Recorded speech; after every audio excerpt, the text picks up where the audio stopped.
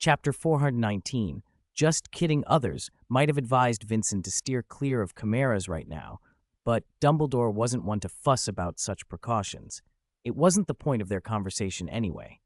After a few minutes, Dumbledore passed on what Umbridge had just said.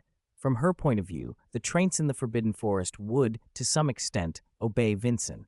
How far that obedience reached, she wasn't sure. Vincent listened and nodded. "I understand. I'll tell Bart to be ready." He wasn't surprised. Umbridge attacking Flick was predictable. Flick had made her look bad, and it was also an opportunity for the traints to come into contact with the Ministry, however unpleasant that encounter might be. Dumbledore asked with concern, "Do you think this will cause trouble? Do you need any help?"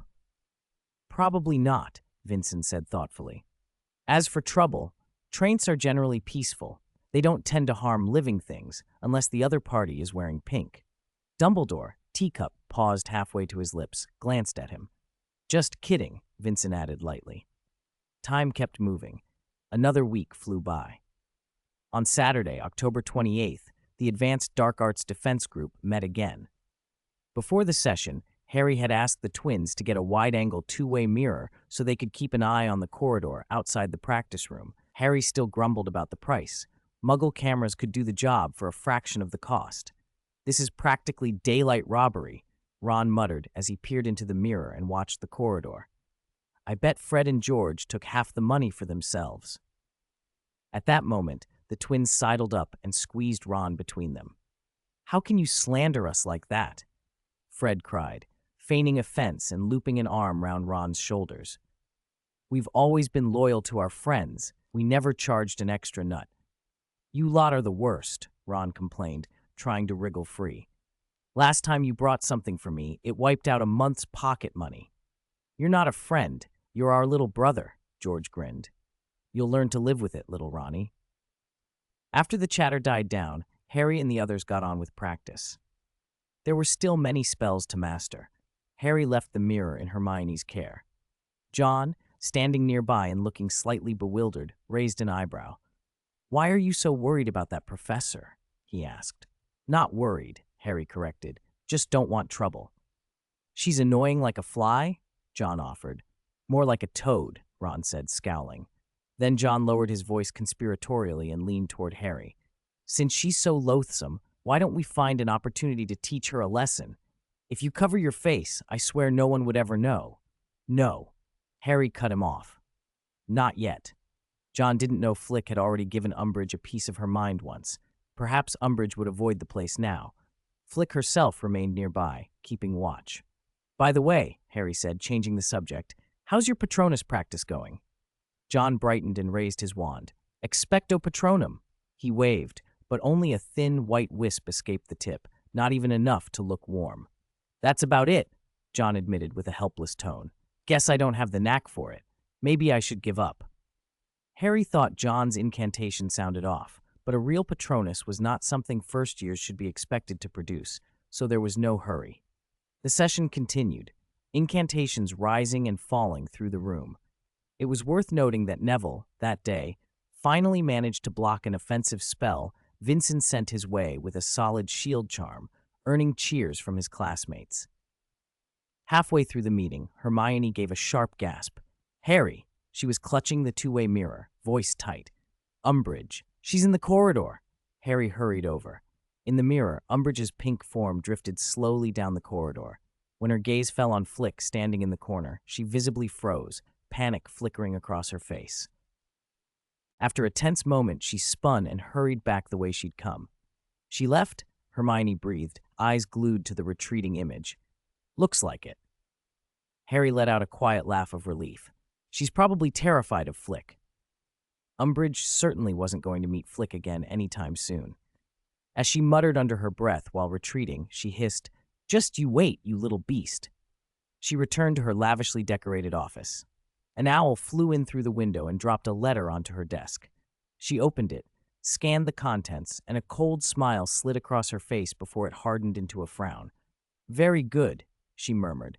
"It seems we can deal with this little nuisance very soon." At that point, Umbridge had no idea what was about to befall her. October 30th arrived, the day before Halloween. Vincent was helping Hagrid with the enormous pumpkins. Hagrid, carefully carving pumpkin lanterns with his huge, clumsy hands, looked up at Vincent expectantly. "Say," Hagrid rumbled, "could you make pumpkins that walk about on their own? Like traints in the Forbidden Forest, but in the shape of pumpkins." Vincent shook his head.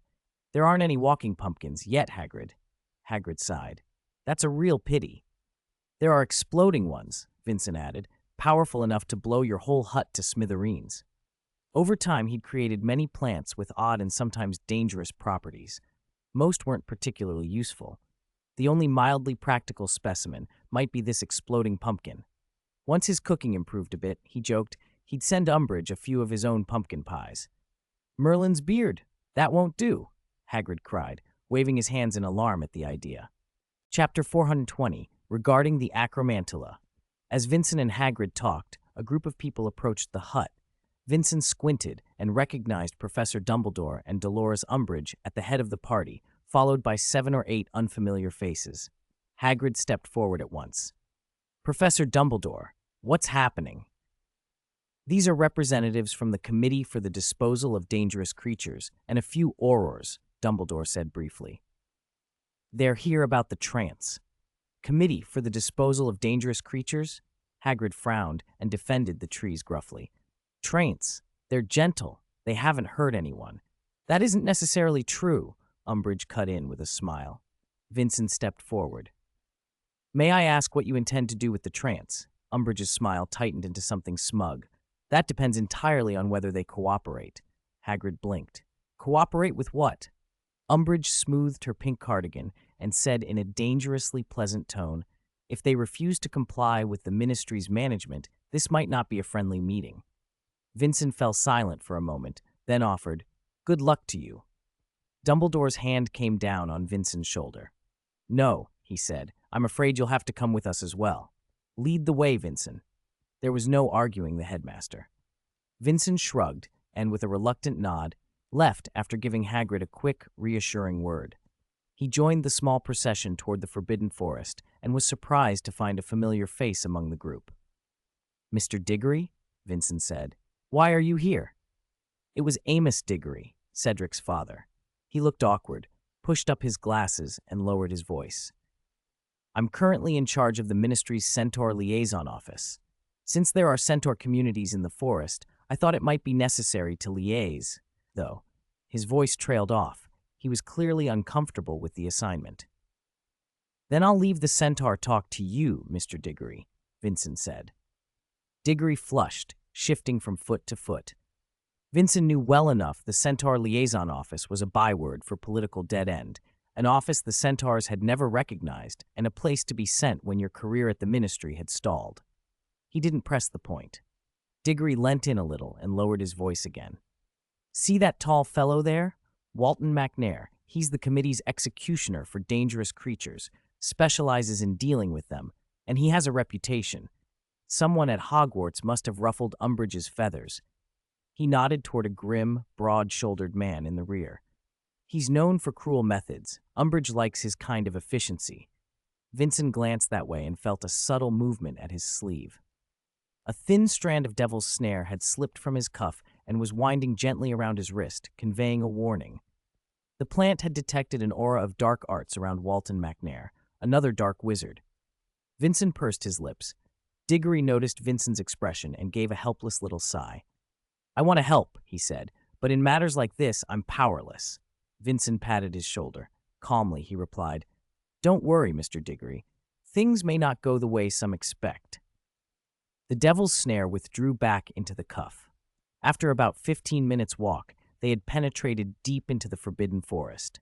Trents were scattered through the woods, but most of their population dwelt farther in where the acromantula tended to gather. Soon they came upon a roughly built wooden fence. Beyond it gaped a huge, black, bottomless cave. Umbridge peered through the fence and asked, "Is there anything in there?" "Better not get too close," Vincent warned. Before he finished, 2 black shapes shot from the cave. 2 massive acromantula leapt for the fence, coming within a few steps of Umbridge. "Ah!" Umbridge shrieked and stumbled back, pale as parchment. The accompanying aurors and McNair moved instinctively to shield her. The spiders, however, did not break through the fence. They skittered along the edge, emitting deep, hoarse clicks and hisses. It was then that everyone noticed the brownish-green vines looped about the spiders, like reins, running back into the cave and clearly restricting their movements. "Those are captive beasts," Vincent said quietly. Umbridge's expression flickered between horror and smugness. "I heard that," she declared, straining to raise her chin despite the tremor in her voice. "Illegally breeding acromantula is a serious offense." Vincent kept his voice steady. "They were kept by the Trents, not privately bred." Umbridge was momentarily taken aback, but quickly recovered her imperious air and turned to Dumbledore. "Headmaster Dumbledore, do you have anything to say about this?" All eyes went to Dumbledore, who had remained silent. He folded his hands in front of him and said calmly, "As Mr. Vincent has said, these spiders are tended by the Trents. I do not have the authority to dictate the way of life of the forest's native inhabitants." Umbridge's lips thinned. She was clearly displeased, but she had no immediate rejoinder. "Very well," she sniffed coldly. "We'll discuss this another time." Vincent watched her go, his mouth a firm line. Much of the venom from those captive acromantula had already been taken into Hogwarts stores. Chapter 421, A Friendly Conversation. Vincent led the party quickly to the heart of the Unce's territory. The trees here rose taller and closer together than in the rest of the Forbidden Forest, a narrow river running through, sunlight filtering through interlaced branches to cast shifting patches of light and shadow on the mossy ground. The air smelled of damp earth and fresh vegetation, broken now and then by bright birdsong. It felt like a sanctuary. In a small clearing, several adult centaurs were gathered, watching their foals play. They stiffened at the sight of the uninvited group and slipped into a single protective line, shielding the young ones. Vincent caught sight of Firenze among them, his silver mane catching the sun, and Firenze stepped forward, his expression unreadable. "Vincent," the centaur rumbled, a hint of puzzlement in his deep voice, "why have you brought so many people?" "They want to speak with Bart," Vincent answered shortly. Firenze's deep blue eyes swept over Dolores Umbridge and the Ministry delegation, rested for a moment on Professor Dumbledore, then on Walton McNair. He gave a slow, thoughtful nod. "May the stars guide you," he said, and with that he turned. The centaurs melted back into the trees, vanishing among the trunks. Centaurs often made use of the Ence's protection. With the Ents watching, little in the Forbidden Forest threatened their families. Vincent knew that had he not been the one in charge, only someone like Dumbledore would have been permitted this far. Otherwise, the Ents along the way would have turned them back, as they had done to curious Hogwarts students before. As the centaurs departed, Mr. Diggory from the Centaur Liaison Office gave a light, rueful sigh. "It seems I'm not needed here," he murmured. Umbridge's annoyance was immediate. She glanced around impatiently and, in her high, clipped voice, called, "Where are the Ents? We didn't come out here to admire the scenery." Her pink robes looked comically out of place amid the trees.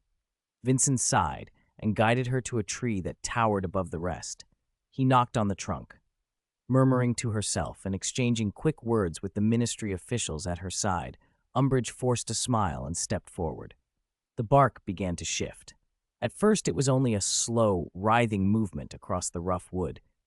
Then grooves deepened into hollows and ridges until a face, vast, weathered, and moss-grown, emerged. A deep voice filled the clearing. "Good afternoon, Vincent." Vincent motioned politely for Umbridge to speak. She paused, taken aback for only a moment, then slipped immediately into her official bearing. "Good afternoon, Mr. Bart," she said, too loudly for such a quiet place. "I am Dolores Umbridge, Senior Undersecretary to the Minister of Magic. I represent the Ministry of Magic. We are here to make the necessary contact with and to learn about you and your kind." Bart watched her for a long, slow breath. Its wooden features gave little away. Umbridge interpreted the silence as forbidding wait and narrowed her eyes. This Ent might be stubborn, she thought, and she resolved to remain cautious. Privately, she also felt certain that the Ministry's authority backed her and that a suitable demonstration of force would be acceptable if needed. Flick, she thought, she would deal with Flick soon enough. She kept the darker edge of that thought tucked away and continued in a carefully officious tone. As stipulated in Supplementary Clause 27 of the Registration and Management Regulations for Non-Human Intelligent Beings, any newly discovered or confirmed intelligent species must be registered with the relevant departments of the Ministry of Magic, she recited. This will enable us to better provide services and management and ensure the overall harmony and safety of the magical community. Bart's deep voice replied slowly, "Can you be understood, sir?" It answered the literal question first. It sought meaning afterward. It looked to Vincent for guidance. Vincent simply maintained a polite expression and gave no hint. Bart, who had been told to remain restrained, had to work through the unfamiliar concept of registration. "So, what exactly are you here to do?" it asked at last. A flicker of triumph passed over Umbridge's face. She straightened, relishing the opportunity to take control, and spoke louder, with an air of magnanimous authority. "Mr. Bart, please do not misunderstand. We are primarily here to make friendly contact and to enhance mutual understanding. The Ministry always cares for every resident." She paused, watching Bart's unmoving face as if reading it were a book.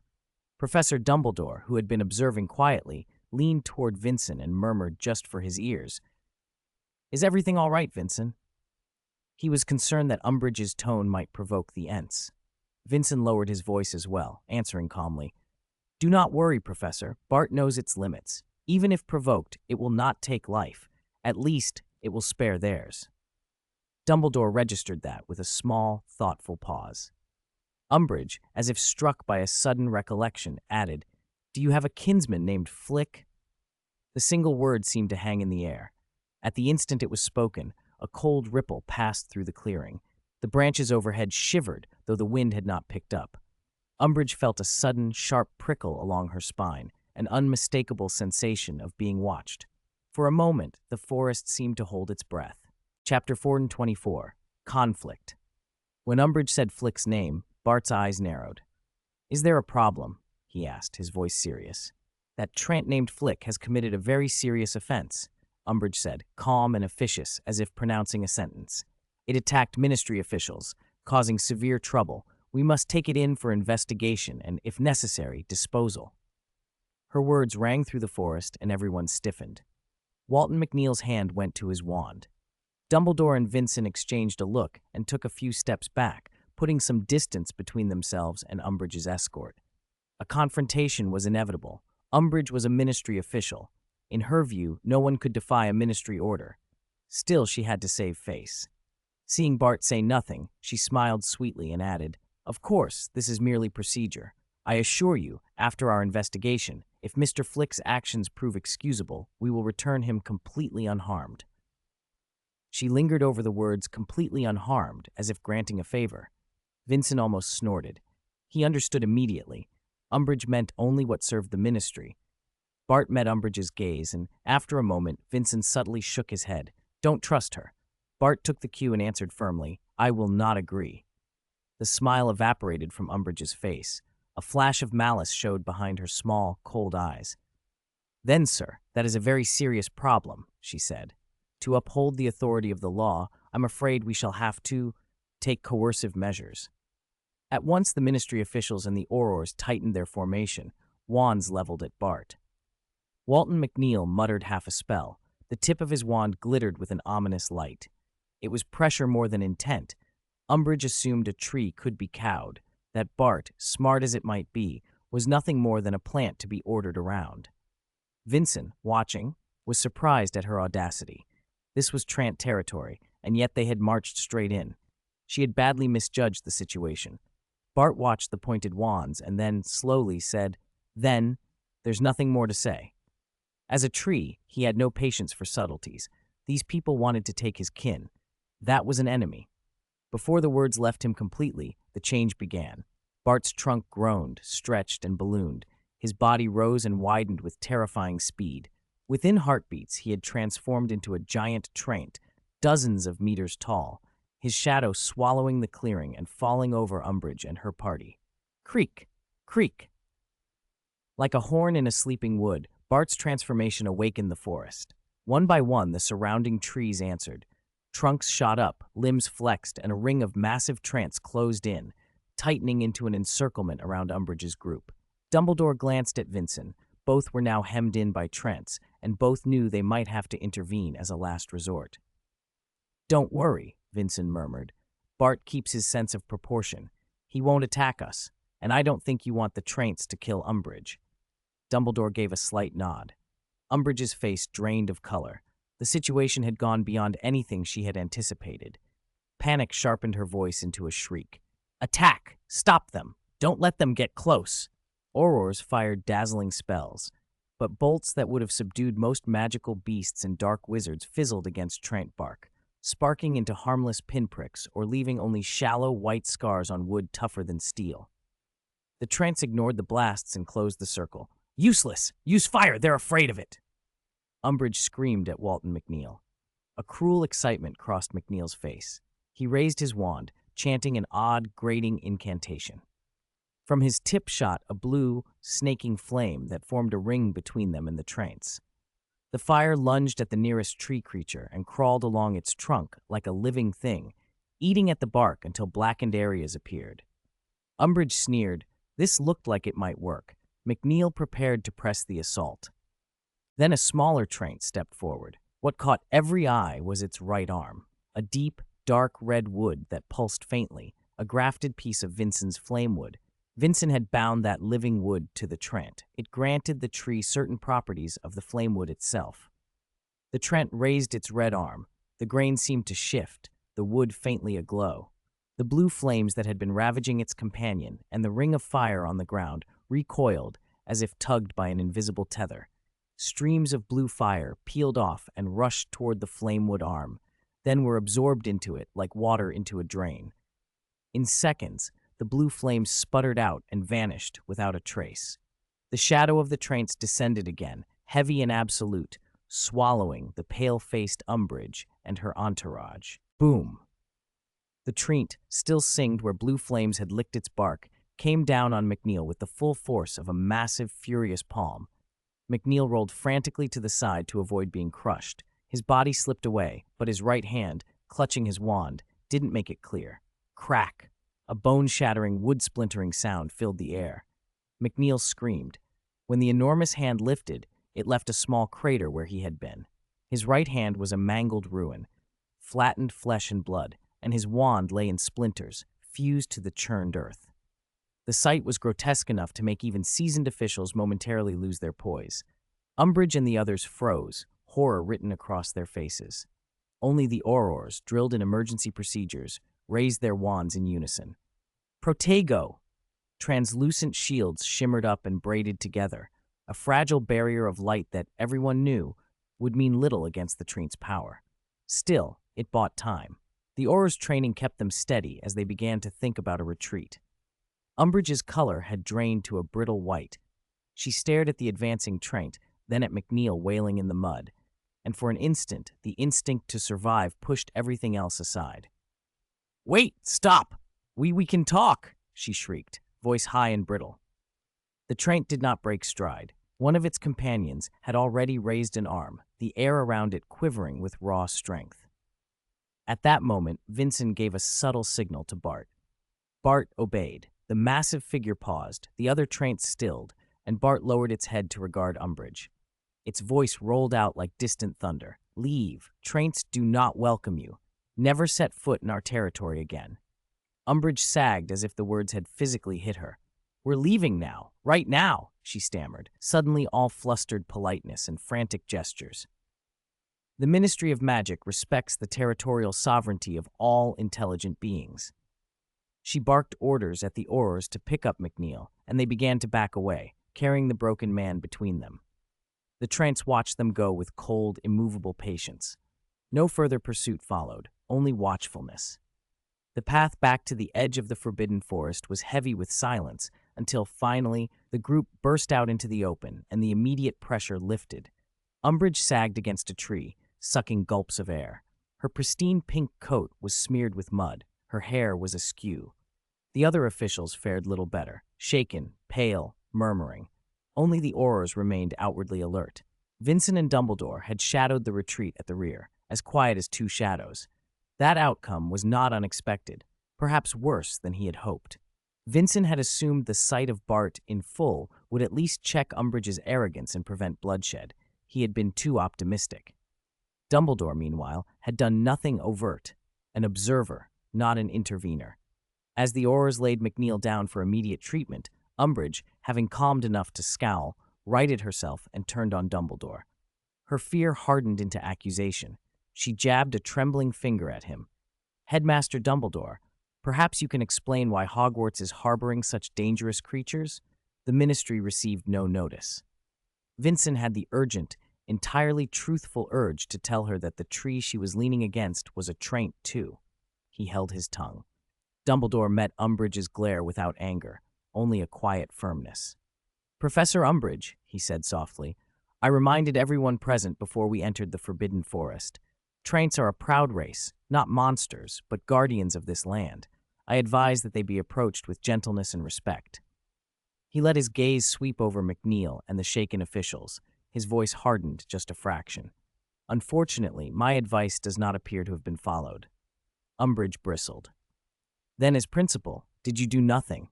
This is a gross dereliction of duty." Dumbledore's look was incisive.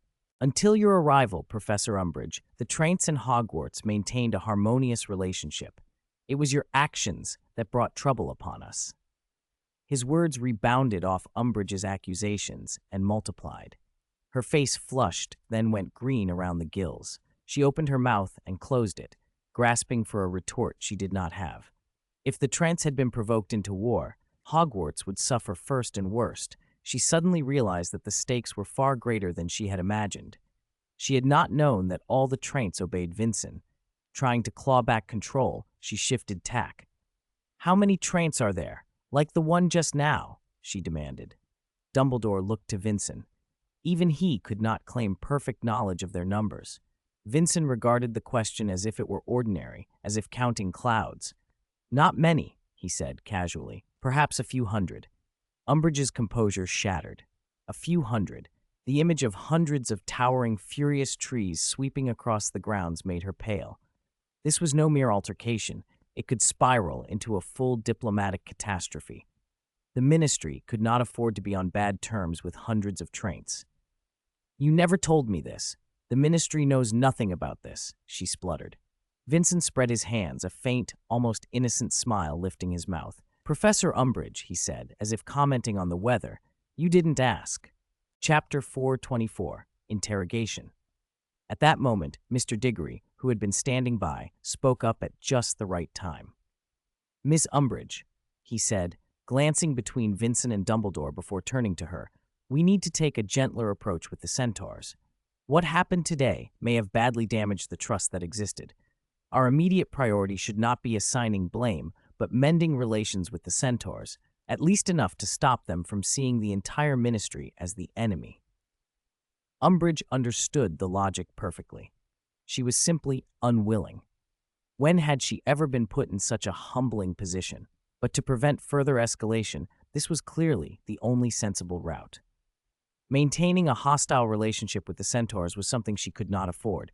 After all, centaurs were dangerous and formidable fighters. She drew a long breath and forced down her resentment and anger. "Very well, Amos," she said, her voice brittle. "I'll leave this matter to you.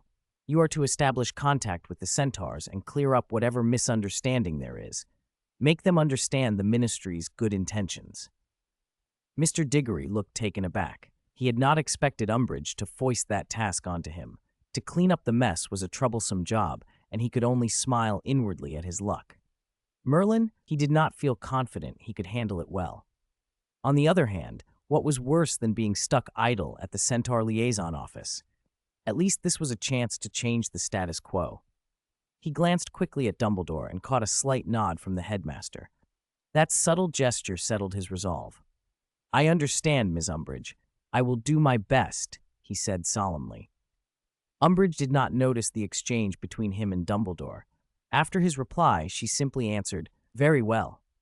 Just then, the Auror who had been tending McNeil's wounds suddenly called out, "Miss Umbridge! Professor Dumbledore! You must see this!" Everyone's attention snapped to him, and they crowded closer. Vincent strolled up as well. The Auror had rolled up MacNeil's sleeve and was pointing at his exposed left forearm with a face of shocked disbelief. On MacNeil's pale skin, a hideous pattern was unmistakable, a skull out of which a snake was emerging, the dark mark. The air seemed to freeze.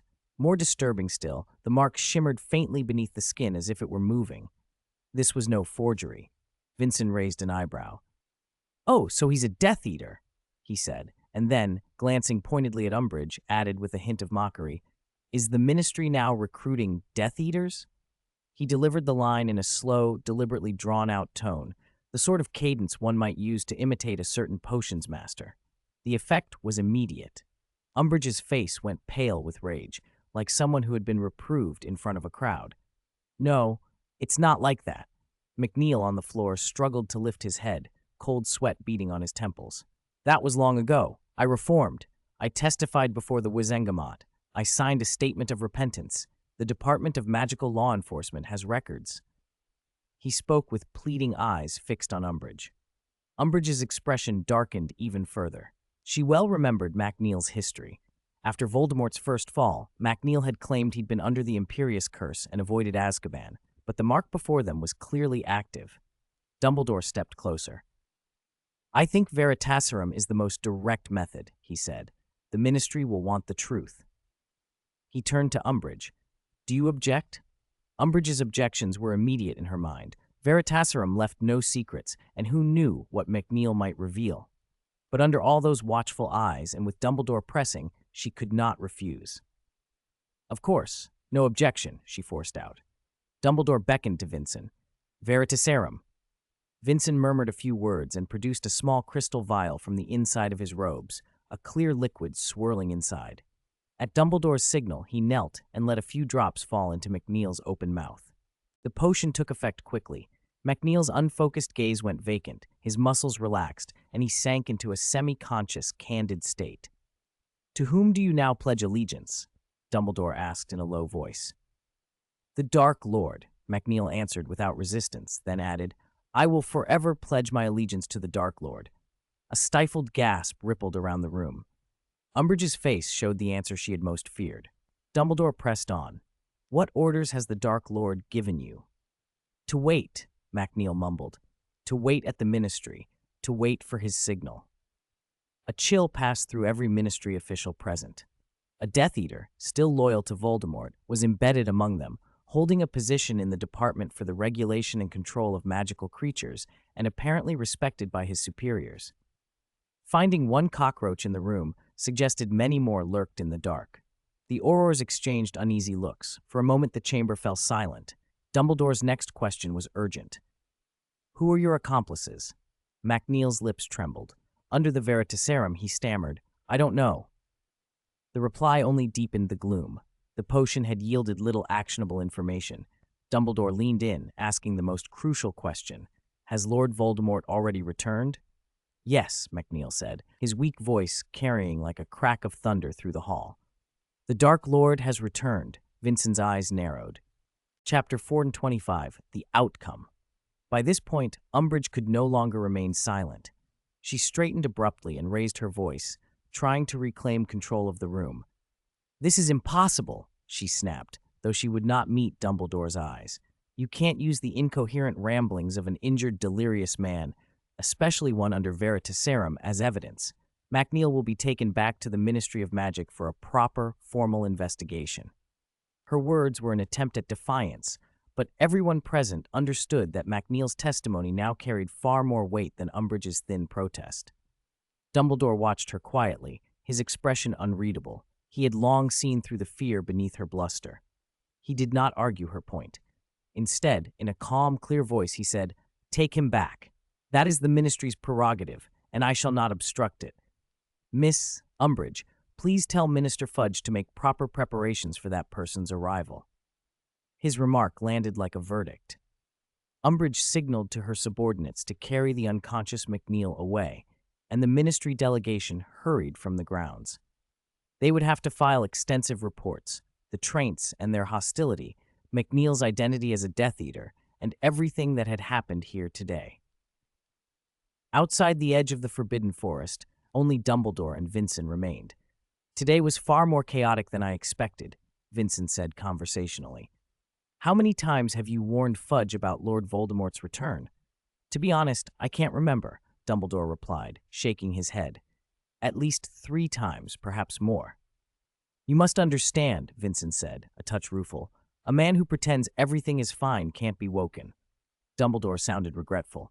Cornelius Fudge used to be a clever man. People change. Professor, Vincent replied. Nothing ever goes the way anyone expects. Just like Harry, Dumbledore interjected. One can never predict his future.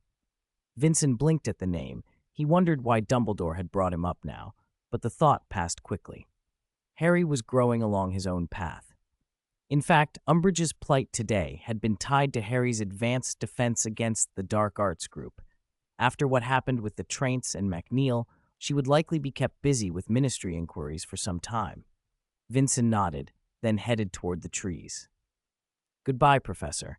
I'm going to check on Bart. He's always been timid and might be frightened. Dumbledore watched him go, hardly surprised. There had been nothing timid about the Trant's behavior today. November had come with a sudden chill. The hills surrounding Hogwarts were wrapped in gray mist, the cold seeping into the castle walls.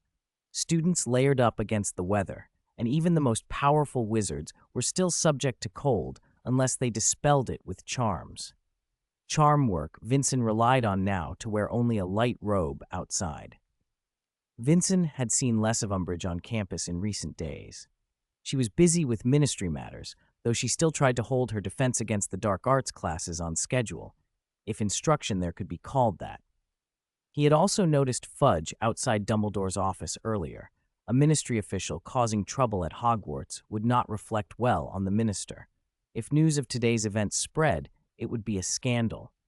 Professor McGonagall appeared at the end of the corridor and walked straight toward Vincent. Professor Vincent, she said crisply, Amos Diggory is waiting for you in the Great Hall. Vincent raised an eyebrow. What about? Mr. Diggory will explain, McGonagall said, pushing her glasses up.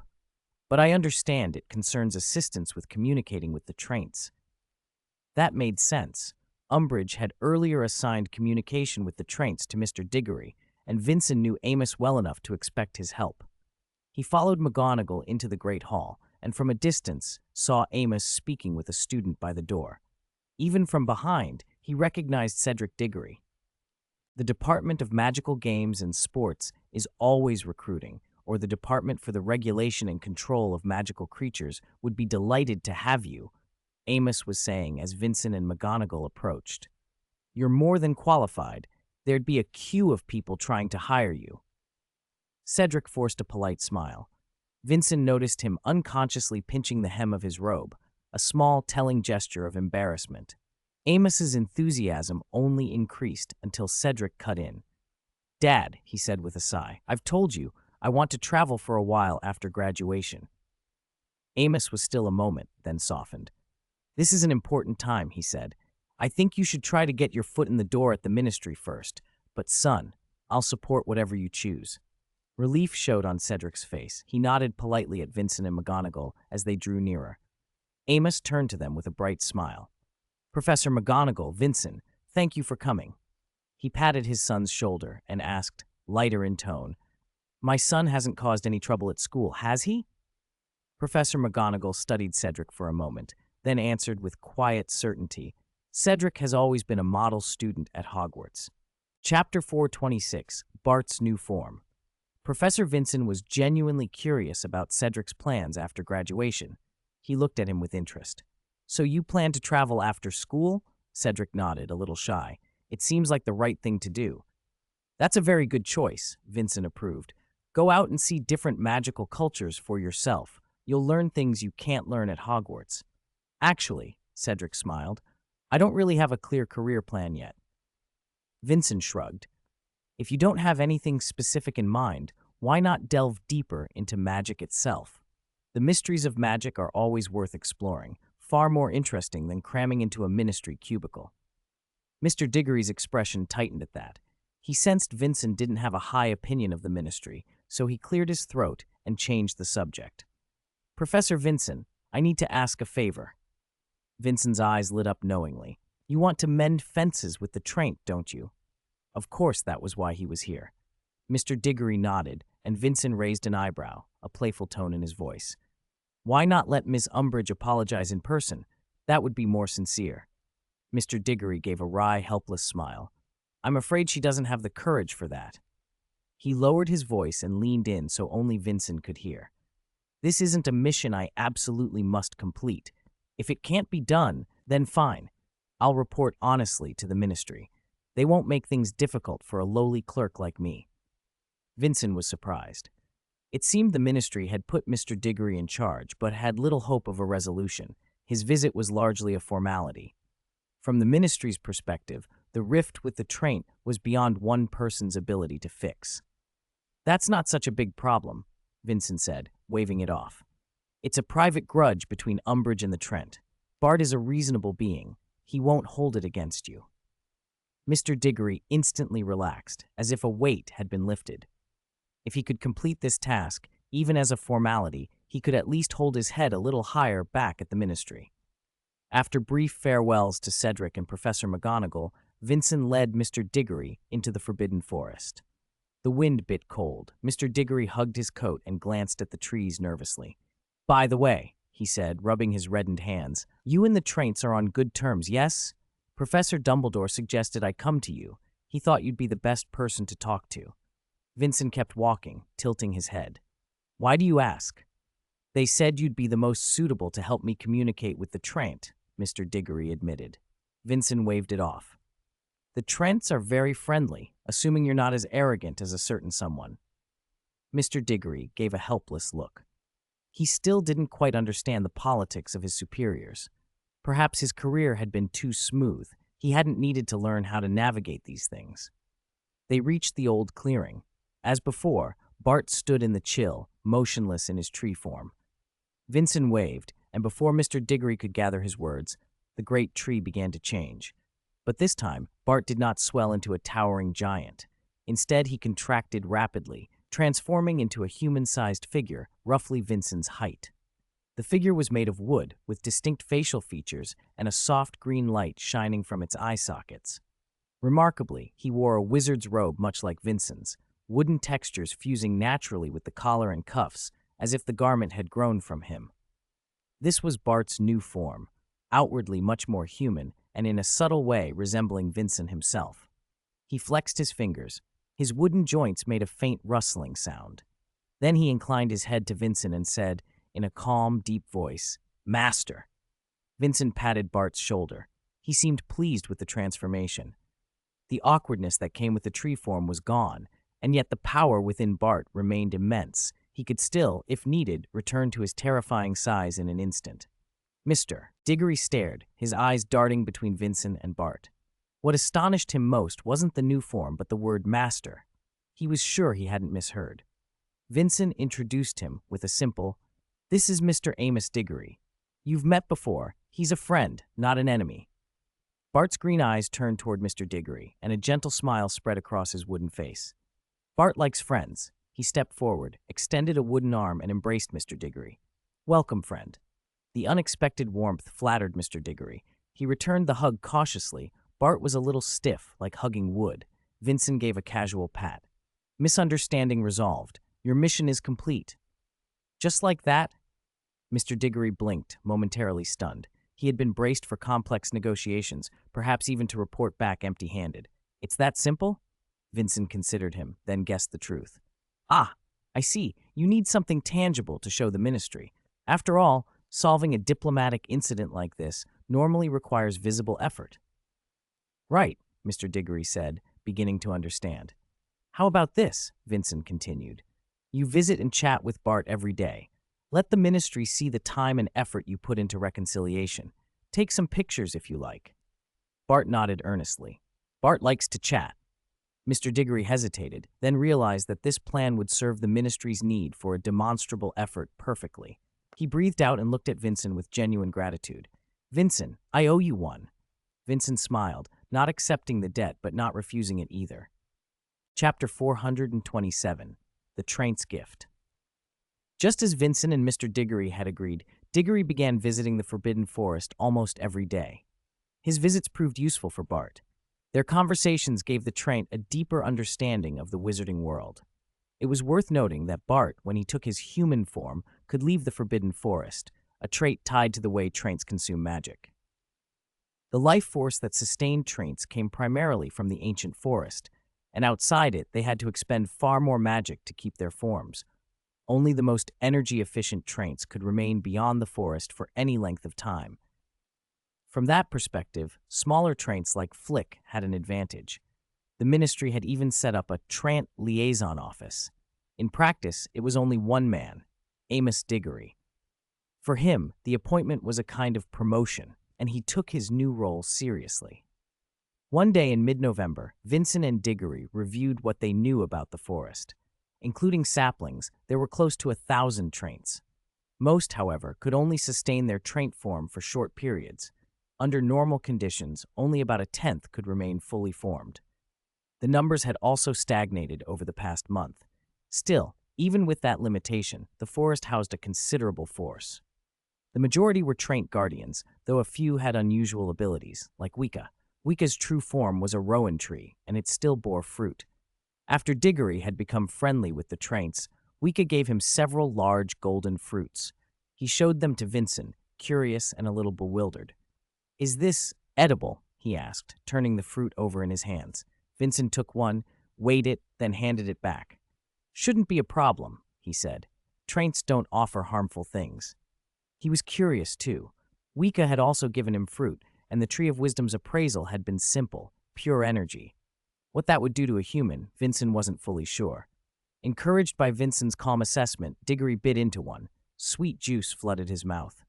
"How does it feel?" Vincent asked, watching. "Delicious," Diggory said, taking another bite. "Really good." Vincent pressed on. "Any other effects?" Diggory swallowed, licking his lips. He chewed thoughtfully. After a moment, he shifted his shoulders, surprised. "Strange," he murmured. "I feel lighter, like I just woke from a really good nap. My wariness is gone, and my mind feels clearer." "Describe it," Vincent prompted. From Diggory's expression, there was no outward transformation, just the inner sensation. "It's like drinking a top-quality restorative potion," Diggory said, eyes bright. Vincent nodded. "So Wicca's fruit replenished energy, a beneficial, if not revolutionary, effect."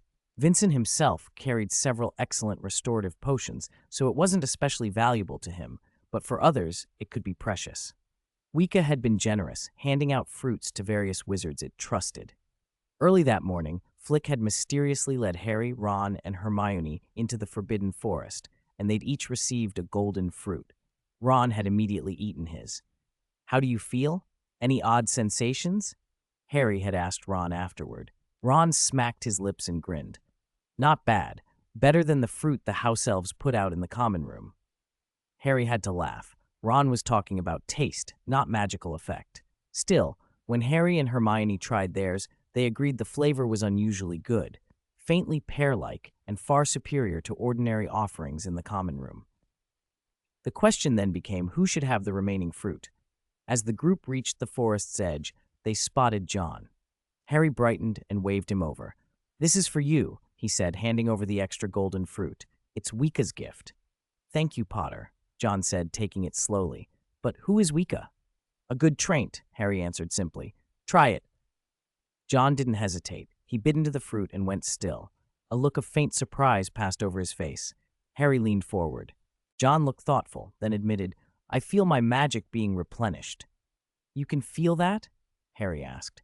He had noticed a slight change in himself, but John's reaction was clearer. John shrugged. "Maybe I'm imagining it." But there was genuine wonder in his voice. "No," Harry said, impressed. He'd heard Vincent say that especially gifted wizards often had a refined sensitivity to magic, an ability to sense its flow and changes. John seemed to have that talent. The fruit's energy had been obvious to him. Back in the Forbidden Forest, thoughts about the Traints and their fruits lingered. The golden fruit offered immediate practical benefits, a burst of vitality and a replenishment of magical reserves. That alone made Wicca's gift valuable. Between the Trent's diversity, their still limited numbers, and the Ministry's newly created liaison office, the forest was quietly becoming a more significant factor in the wizarding world than many had realized.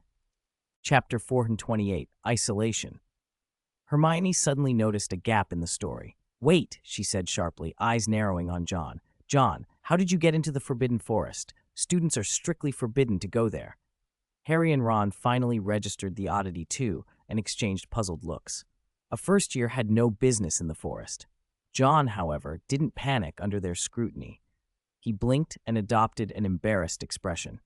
"I saw Potter walking toward the forest from a castle window, and I got curious. I must have lost my way." He glanced at the trees and sounded mildly annoyed. "All the paths looked the same. I walked around a few times and couldn't find my way back. Luckily, I ran into you lot." That was a believable story. Harry felt some sympathy for him, and Ron nodded. "This place really is like a maze," Ron agreed. Only Hermione remained suspicious. "You're very brave, John.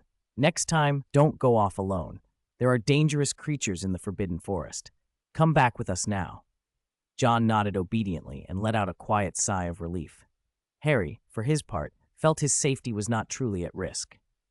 The Forbidden Forest wasn't what it used to be for students. Under Professor Vinson's orders, several trants took turns guarding the entrance. Those ordinary-looking trees kept a close watch on anyone who approached. If a student slipped past it was only because of a lapse in the trant's attention. A child like John might have slipped through, but once noticed, he'd be turned back. Harry suspected he himself would not be driven away. Most of the trants recognized him as Professor Vinson's apprentice. Sure enough, as they left the forest, a previously still oak stirred. Its thick branches shifted to block John's path for a moment, leaves rustling. "They're reminding us to go back," Harry said to John. "Professor Vinson stationed the trants to keep students safe." They left the forest and made for the castle. Rounding a corridor, they met a group of first-year Slytherins who, upon seeing John, exchanged looks, deliberately moved around him, and muttered under their breath. Even muffled, the word mudblood reached Harry and the others. Ron's face went dark. He braced to step forward, but Harry put a hand on his arm. "Don't do anything unnecessary, Ron," Harry said quietly but firmly. Ron paused, understood, and forced himself to calm down. Confronting them here would only cause trouble, especially for a first year like John. It would look bad for a fifth year to pick a fight with a child. "Slytherin," Ron muttered. "Even the first years." Hermione looked at John with concern and offered a soft reassurance. "Don't mind them, John." John merely shrugged. A faint smile touched his lips. "I don't care. They're just childish." His reaction surprised them. Harry noticed there was no hurt or anger in John's eyes, only a kind of detachment. He asked suddenly, "Are you isolated in Slytherin?" It seemed an unnecessary question. A Muggle-born sorted into Slytherin would expect to be ostracized. John straightened his robe collar, speaking with cool disdain. "To be honest, I don't like pretending with a bunch of empty-headed idiots." He turned to Harry. "Instead of wasting time on meaningless socializing, it's better to learn useful spells. Don't you agree, Potter?" Harry was struck by how mature John sounded. "I agree," he said, "but a few friends are still necessary." John gave a faint smile that could have been agreement or indifference. Footsteps came from down the corridor, and Cedric hurried up, slightly out of breath. Seeing them, he smiled warmly. "Harry, I was looking for you." "Good afternoon, Cedric," Harry replied, noticing Cedric's hesitant expression. "What's up?" "A few third years asked me if the Advanced Dark Arts Defense Group is still taking new members," Cedric said quietly. "It seems a lot of people are interested lately, especially since Umbridge stopped bothering you." Harry was surprised and pleased. Expanding the group had obvious benefits. More students could learn practical defenses, and the group could become a considerable force in dangerous times. But it would also be a test of his leadership. Could he manage a larger group? Ron patted Harry's shoulder. "What's wrong with that?"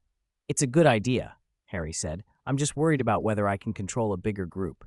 John, who had been listening, sensed Harry's concern and spoke with confidence. "Potter's a natural leader. He's proven himself since he started this group." The words came as a surprise, praise from a first year, but they eased some of Harry's doubts. "I think we can expand," Harry said, turning to Hermione. "What do you think?" Hermione lifted her head from thought. "In theory, expanding would help more people, but our methods will have to change. If you teach alone, I don't think you'll be able to handle it." "Don't I still have you two?" Harry asked, looking at Hermione and Cedric. You can help me teach. I'll help, Hermione said at once. I'd be happy to, Cedric added with a smile. At least until I graduate, I can help with some of it. Me too, Ron said from the side.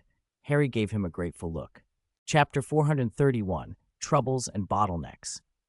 In the weeks that followed, the Dark Arts Defense Advanced Group more than doubled in size. Harry, Cedric, and Hermione all took on the role of instructors at the meetings, guiding the younger students. It wasn't hard for any of them. They were comfortable in the roles and proud to watch the team grow. Harry was busier than ever, not just with the group's activities, but with Quidditch as well. He wasn't going to give up the sport. That month, he had already finished a match against Slytherin and won without much trouble. With Wood graduated, Angelina Johnson had become the Gryffindor captain. Many had expected Harry to take the position, but while he loved the game, he wasn't as obsessed with it as Wood had been, and he didn't have the time to organize training the way a captain needed to. Angelina was a sensible choice. More worrying, though, was that Umbridge had begun paying them more attention. She hadn't interfered with the gatherings directly, but Harry had heard she was quietly compiling a list of students who attended. He couldn't be sure what she intended to do with it. At least Flick was willing to stand watch as their security at each meeting. December came in a blink. Hogwarts lay under a thick blanket of snow. The towers wore white spires, and the courtyard trees hung with glittering icicles. Students thickened their robes, and Professor Vincent wrapped a woolen scarf around his neck, a birthday gift from Luna. On a bright afternoon, when the weak winter sun came out, he went for a walk by the Black Lake. The light refracted off the ice, snow crunched underfoot, and a few students were having a snowball fight nearby, their laughter drifting across the grounds. Vincent's thoughts were elsewhere. The year was drawing to a close, and he remembered Dumbledore's warning last year that Lord Voldemort would be resurrected this year. The Death Eater Umbridge had brought to Hogwarts had confirmed that was likely true, yet Voldemort had made no overt move. The most plausible explanation was that he hadn't yet regained his full strength. That was some consolation. Vincent knew that even now, he might not be able to defeat Voldemort at full power. His own raw magical force hadn't improved in years. The Tree of Wisdom had shown no new growth. He had made progress in other areas, cultivating plants with curious properties, fostering the appearance of traits, and even some success in wand-making, but none of that directly helped against Voldemort. He felt he'd hit a bottleneck. If he had to quantify it, perhaps he wasn't more than half of Dumbledore's power. Though, to be fair, he'd never seen Dumbledore fight at his absolute best. Vincent knew his real strength lay in mobility. With his collection of teleportation devices, if he needed to get away, almost no one could stop him. Hogwarts' teleportation restrictions were nearly meaningless to him. Whether he used portals or teleportation powder, he could vanish when he had to. A familiar voice interrupted his thoughts. "Good afternoon, Professor Vincent. You look troubled." He turned to see Luna and Ginny standing together. Snow still clung to Luna's hair, and Ginny was bundled in a thick scarf patterned with lions, her cheeks flushed from the cold. They'd obviously been part of the snowball fight. "Just wandering thoughts," Vincent said, brushing the snow from Luna's hair. Luna didn't mind the affection. She studied his face for a moment, then pulled the latest issue of the Quibbler from somewhere. "Here you go, Professor," she said. "A magazine might help you relax." Vincent raised an eyebrow. "Do you always carry it with you?" "As a loyal reader, of course," Luna said earnestly. Vincent flipped it open. The headline read something like, "Flying pigs spotted in Scotland. Local muggles claim to have seen winged bacon." He smiled at the absurdity. The Quibbler's sensationalism was baffling, but oddly popular in the wizarding world. Ginny grinned. "It's more interesting than the Daily Prophet. The Prophet likes its rumors." A few years ago, they even reported Mr. Weasley was about to be fired at the ministry. He's still fine. Vincent thought the Daily Prophet would only publish something like that if someone strong had persuaded them to. Mr. Weasley clearly had enemies, but that wasn't the point. Luna sighed and looked a little worried. "Mr. Lovegood's been having trouble with ideas for the next issue. He says his inspiration's dry, and some readers complained this issue wasn't exciting enough." "Is he struggling?" Vincent asked. He needs a headline, Luna said, resting her chin on her hand. He wants to find a creature that has never been seen in the wizarding world before. That's difficult, Vincent said. He should change his target. It would be fantastic to get a photo of a crumple-horned snorkack, Luna said regretfully. Ginny's face brightened suddenly. Why not ask him to write about trance? I've never seen anything like them anywhere else. Luna's eyes lit up and she looked toward Vincent, hopeful. Can we? That would be a brilliant topic. Vincent shrugged. Go ask Bart. If he agrees, I have no objection. He did have an extraordinary relationship with the Trance, but permission had to come from the Trance themselves. Luna grabbed Ginny's hand and started toward the edge of the forbidden forest. Ginny hesitated, worried. Wait, what if we get lost? We should find my brothers first. They know the forest well. Luna said confidently, already pulling Ginny along. Chapter 432, Seeking Help. Professor Vincent watched Luna and Ginny walk away, a smile tugging at his lips. He always found it relaxing to talk with his students. Just as they were leaving, Luna seemed to remember something. She stopped, turned, and said with sudden seriousness, I'm sorry, Professor Vincent. We couldn't help with your problem. Vincent waved it off. It's all right. It's not a big deal. Luna cocked her head, thinking, maybe you could ask someone else for help. Oh, we have to go. Goodbye. She waved, drew Ginny along, and they disappeared toward the forbidden forest. Vincent stood in the corridor for a moment, smiling to himself. Luna had a knack for cutting to the heart of things. Had he really looked that troubled? Who could he ask for help, though? Dumbledore? That might not be the best idea. Still, 10 minutes later, he found himself knocking on the headmaster's office door. Come in, came Dumbledore's voice. Vincent pushed the door open and was immediately greeted by the sight of Fawkes perched on the desk. The phoenix radiated a gentle warmth that made the whole room cozy. The fireplace remained unlit. Vincent almost smiled. Dumbledore was practically using Fawkes as a space heater. Ah, Professor Vincent. Dumbledore looked up from a stack of parchment. Is there something I can do for you? If you want more of Fawkes's tail feathers, he might be a little offended.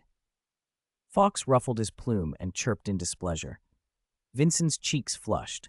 He couldn't really blame the bird. He'd been through several feathers lately. Phoenix tail feather was an exceptional wand core.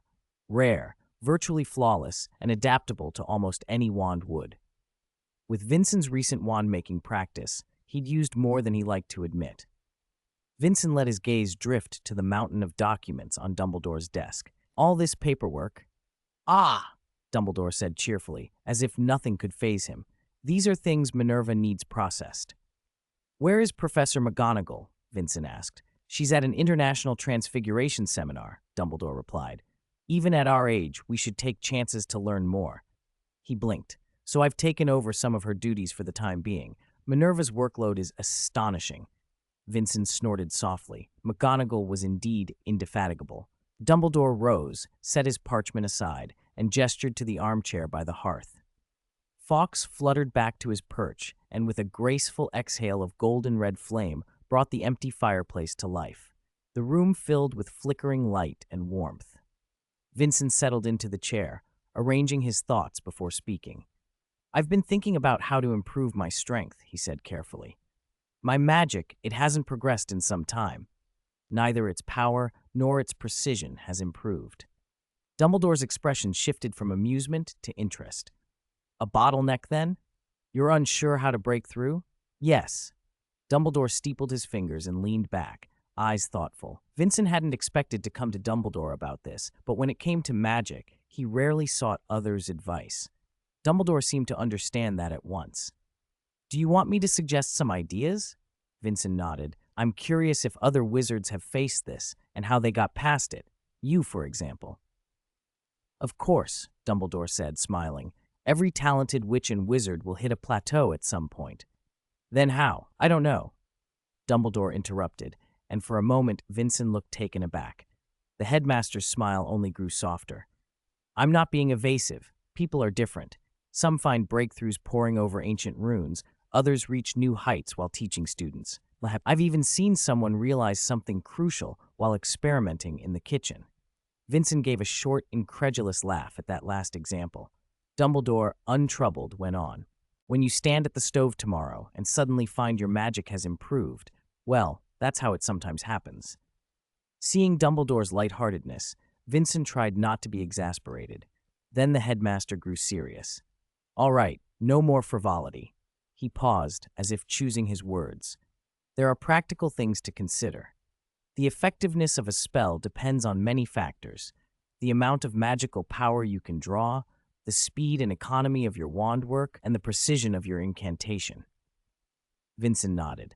Those were basic truths. But those elements have limits, Dumbledore continued. Beyond them, progress hinges on your understanding of magic and the intent behind your casts. Vincent recognized the point. It showed up most clearly in the Patronus charm. The stronger and purer the happy thought, the more potent the Patronus. When you max out those things as well, Dumbledore said, you arrive at a state that feels like an unbreakable bottleneck. He gave Vincent a small, knowing look. A bottleneck, however, often precedes transformation. Just as a phoenix must undergo the fire before rebirth, a witch or wizard must be tempered to change. Vincent followed everything Dumbledore said, but the central question remained: how did one force that transformation? Chapter 431, about the phoenix. What should I do? Vincent asked. That depends on you, Dumbledore said, pouring himself a cup of tea.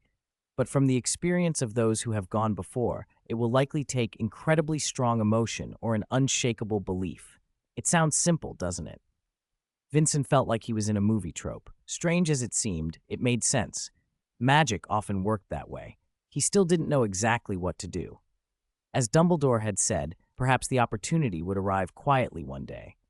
What happens after you break through the bottleneck, he asked. What changes occur? Dumbledore set his teacup down. Some of your spells will display power you've never seen before. Not just stronger, there will be a qualitative leap. A qualitative leap. Vincent's heart stirred. Can you show me? He knew Dumbledore had already crossed that threshold. The man revered as the most powerful wizard of his time was no ordinary caster. Even in the original stories, his fullest power had never really been revealed. Vincent didn't expect refusal. Asking for a demonstration was a stretch, but he had to try. Of course, Dumbledore said unexpectedly. Let's go somewhere more suitable. Fawkes. Fawkes gave a piercing cry, spread his wings, and scattered sparks over them. With that dizzying sensation that always accompanied Fawkes's travel, they were suddenly standing on an empty Quidditch pitch. Snow fell silently, blanketing the stands in the field. Let me think where to demonstrate. Dumbledore left a footprint in the fresh snow, then turned to Vincent. Incendio? Dumbledore already held the Elder Wand. Incendio, such a basic spell, known to almost everyone, but effects varied wildly with different hands. How far can your Incendio reach now? Dumbledore asked. Why don't you show me? Use your full power. Don't hold back. Vincent drew his wand. Max power. He narrowed his eyes. It would cause a commotion. After all, his magic carried the blessing of the Tree of Wisdom that amplified energy. Dumbledore noticed his hesitation. Is there a problem? He asked. No, Vincent replied, steadying his grip. Dumbledore stepped back and crossed his arms, a hint of expectation in his gaze. Just as Vincent couldn't see the full extent of Dumbledore's ability, Dumbledore was curious about the true strength of his professor of care of magical creatures. Incendio! Vincent spoke the words calmly and unleashed everything he had. With a thunderous roar, a pillar of fire shot straight up from the center of the pitch, a blazing column that painted the sky crimson. The flames seemed to claw at the clouds. The falling snow vaporized instantly, forming a ring of steaming mist around the inferno. Dumbledore blinked, then instinctively raised a hand to shield his eyes from the glare. This was beyond his expectations. After about 10 seconds, Vincent flicked his wand, and the towering pillar collapsed as if it had never been there. Inside the castle, students in potions class turned their heads toward the window. Though distant, they had seen the huge flare. What was that? Ron whispered to Harry. Did you see that? Harry nodded, worried. That was toward the Quidditch pitch. Potter, Snape's cold voice cut in, because you let yourself be distracted, Gryffindor loses 2 points. The students looked away, and Harry shrugged. He was used to Snape's bias. Back on the pitch, Vincent walked over to Dumbledore. That's all I can do, he said, a hint of regret in his voice. Dumbledore lowered his hand and studied him. Are you sure you've truly hit a bottleneck? The power of that incendio had already far outstripped an ordinary wizard's limit. This is my limit, Vincent said sincerely, though there was a faint note of hope in him. Now can you show me, Professor Dumbledore? Dumbledore stroked the elder wand and smiled. Of course. Inside, he wasn't as composed as he looked. Vincent's display had exceeded his expectations. Perhaps even Dumbledore could not easily match that raw, destructive power. Still, the competitive spark every wizard carried hadn't dimmed, and he knew strength wasn't only about sheer force. Incendio. Dumbledore waved the elder wand, and another column of flame rose, a golden-red light that again set the sky aglow. At first, to Vincent it seemed underwhelming, no obvious qualitative leap. Then Fawkes flapped his wings and began to circle joyfully through the flames. Only then did Vincent realize the difference. These were not ordinary magical flames. They were phoenix flames, strange, contradictory, both gentle and fierce at once. Vincent, Dumbledore said, watching Fawkes play in the fire, why do you think Fawkes always stays by my side? Because you're Dumbledore, Vincent offered. That has nothing to do with it, Dumbledore replied. Phoenixes are drawn to people with certain virtues, kindness, loyalty, courage. But for a phoenix to truly recognize someone, there is a prerequisite. You must be able to conjure flames that share the phoenix's nature. Vincent understood in an instant. The presence of Fawkes, the unique quality of Dumbledore's fire, was the qualitative change Dumbledore had meant. Chapter 434, Christmas. After satisfying Vincent's curiosity, Dumbledore waved his wand and the flames folded back until the Quidditch pitch returned to its usual peaceful state. You're in no great hurry, Vincent, he said, and Fawkes on his shoulder gave a soft, agreeing chirp. You're still very young. There is plenty of time to explore magic. I know, Vincent nodded, but no matter what, there never seems to be enough time. It's curious, Dumbledore mused. The older you get, the more time you think you have. Quite a paradox. Vincent watched the last golden-red sparks fade and couldn't help asking, Is the flame charm your best spell, Professor? Dumbledore shook his head gently. Then would it be transfiguration? Stop trying to pry, Vincent, Dumbledore winked. Leave a few secrets for an old man. Realizing he'd been rude, Vincent laughed awkwardly. Of course, Dumbledore's greatest strength couldn't be the dark arts. Just then, a black-cloaked figure appeared in the distance. As he drew nearer, Vincent recognized Snape. I should remind you both, Snape said without expression. The commotion was clearly visible from the castle. He looked around. Some snow had melted where the magic had been, and from what he'd witnessed of the scene, he had a good idea of what had happened. It's over, Severus, Dumbledore said calmly. Fawkes ruffled his feathers on Dumbledore's shoulder. Vincent took the chance to put his wand away and inclined his head to Dumbledore. Thank you for the instruction, Professor. I should be going. He turned and walked toward the castle. Only after his figure disappeared into the drifting snow did Snape fully face Dumbledore. What exactly are you doing? He asked, suspicious. Such magical fluctuations. It's nothing to worry about, Dumbledore said softly. Then his face grew more serious. By the way, Severus, have you heard anything from Lord Voldemort lately? Snape rolled up the sleeve of his left arm. The dark mark on his pale skin lay still, dormant, no sign of activity. Dumbledore studied it. He might suspect me, Snape said, his voice tight. He sent messages to many Death Eaters. I never received any summons. Do you think it's a test? Dumbledore asked, concerned. Very likely. Snape's jaw tightened. Voldemort trusts no one. He is always testing. Dumbledore exhaled, the white breath melting into the cold air. If there's danger, he said after a pause, abandoning the post is also an option. Snape startled. Was Dumbledore saying he no longer needed to act as a spy? He narrowed his eyes and stared, but remained silent. Things change unexpectedly, Dumbledore went on. If you don't want to continue like this is my choice, Snape interrupted, voice steady. I respect that, Severus, and I thank you for your service. Thanks, Snape returned coldly.